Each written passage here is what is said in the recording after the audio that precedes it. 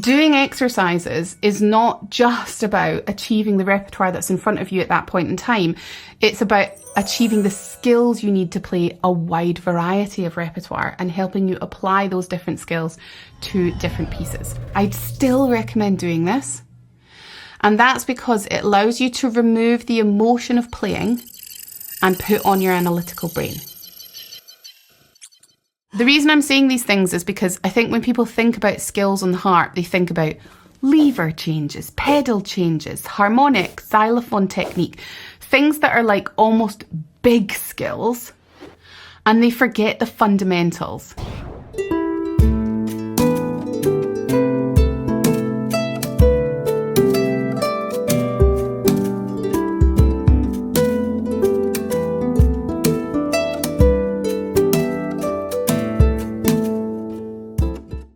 This is a really, really fantastic skill to learn, and also, in all honesty, quite a difficult one. At the same time, it's kind of easy. So let's just break it down. So how do we take a tune? We're looking at a piece of repertoire that's in front of us, and we know we want to play that repertoire. But as you guys know, we don't want to just play repertoire to help us improve our harping. We want to make sure that we're warming up, and we're doing exercises. And even though sometimes it might feel like the quickest way to master a piece of repertoire would be to play that piece repeatedly, it is not the best way, one, to master that piece of repertoire, and two, to make sure that the skills you need for that particular piece of repertoire also translate to future repertoire. Okay, so if you're at the harp and your harp practice is all repertoire, you will find that it takes you much longer to hone your skills and apply them to a number of different pieces of repertoire.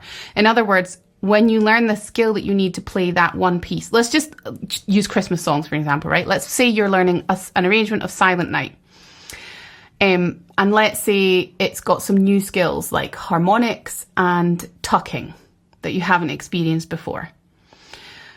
And in order to learn your harmonics and tucking, you play Silent Night repeatedly.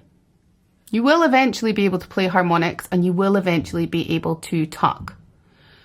But when you then start playing Walking in the Air, you will find it more difficult to take the skills that you worked on for Silent Night, tucking and harmonics, and apply them to that new repertoire.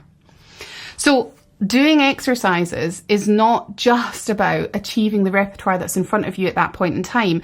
It's about achieving the skills you need to play a wide variety of repertoire and helping you apply those different skills to different pieces.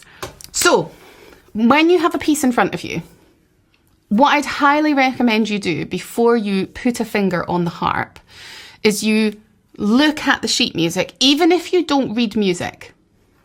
Okay? You have a look at the sheet music and you think about what you might need to play that piece. Now, if you don't generally work with sheet music, or maybe you don't want to work with sheet music, I'd still recommend doing this. And that's because it allows you to remove the emotion of playing and put on your analytical brain. If reading notes and shapes, etc., is something that you don't feel super confident with, or not something you've done a lot, then take some time and write the notes into your sheet music. Okay, or colour the strings. So in other words, if you've got a middle C, if I've got harpists who are just starting out using sheet music, I've mentioned this a number of times before, I like to put a red circle around all the C's or a blue circle around all the F's. I like to point out any little triad shapes, etc., right? So you can label up your sheet music, whatever is going to help you to analyse it. So your first step is, how can I make it easier for me to analyse this sheet music? How can I make it easier for me to understand what's going on? Once you've done that, you can then start to make a list of the skills that you can identify in that piece of repertoire that you need in order to execute it well. Now, you might say, well, what if it's a new skill I don't even know exists? Well, this is why it's difficult if you're completely on your own entirely in your harp journey. That's very difficult. None of you here are. All of you are part of a community where you 100% can reach out for help. It doesn't mean you have to have a one-to-one teacher. And let me be clear, I'm not saying it's a bad thing to have a one-to-one teacher. It's great. And if you have a one-to-one teacher, they'll be able to help you to identify the skills that you need in a piece. But not everybody has that. And one thing that I'm very passionate about is helping you guys to not need me anymore. To do myself out of a job is my goal. I want you guys to be able to go and find a piece of repertoire and have these skills to do it yourself. And then, you know, check in and say, hey, do these look like the skills that I need to, have I missed anything? You know, the more you have autonomy over your own learning, the more you're going to be able to choose a different piece of repertoire, or, you know, something that's really exciting you at that point in time, go down that road and chase that little dream that you've got, big dream that you've got. So you're going to look at your piece of music and you're going to write down all the skills that you feel you need to execute that piece of music. Don't worry if you think I might miss out a skill. When you first start doing this, maybe you will miss out a skill. Okay, but the point is taking the step to give it a go and try, and then coming to a power hour or posting in the community or booking a one-to-one lesson or whatever to be like, hey, this is the skills I've identified. Have I missed any? So you're going to list all the skills in the repertoire, even the ones that you feel you already have. Okay, so let's say you look at Silent Night and you can see triads, triad shapes, or maybe you need to use 4-finger placing. Maybe there's tucking in the melody. Perhaps you can see that you have to lift and place different shapes. There might be, you might have to move your hand further than you perhaps have moved before. In other words, maybe you've played tunes where the notes are very close together, and you notice that in this tune, there's some notes that are very close together, and then you have to lift your hand higher or lower in your harp. So you have to lift and move to different shapes. So the reason I'm saying these things is because I think when people think about skills on the harp, they think about lever changes, pedal changes, harmonic, xylophone technique, things that are like almost big skills, and they forget the fundamentals. The fundamentals of harp playing are body position and sitting. Okay, sitting, hand and arm position, placing, plucking, bending your thumb, tucking. Okay, these are the fundamentals of harping, and you might not need tucking to do every piece, but you will need most of these to do pretty much every piece. And then you can look at 3-finger shapes, 2-finger shapes, 4-finger shapes, tucking a different finger, tucking a 2, tucking a 3, tucking a 4, right? So you're really getting down to the nitty gritty of like, what do I really need to execute this melody well? And then what I would do is I would identify the skills that you think pretty good at that skill. Okay, so maybe you've said, oh, there's quite a few shapes that I need to place. I'm pretty good at placing. That's great.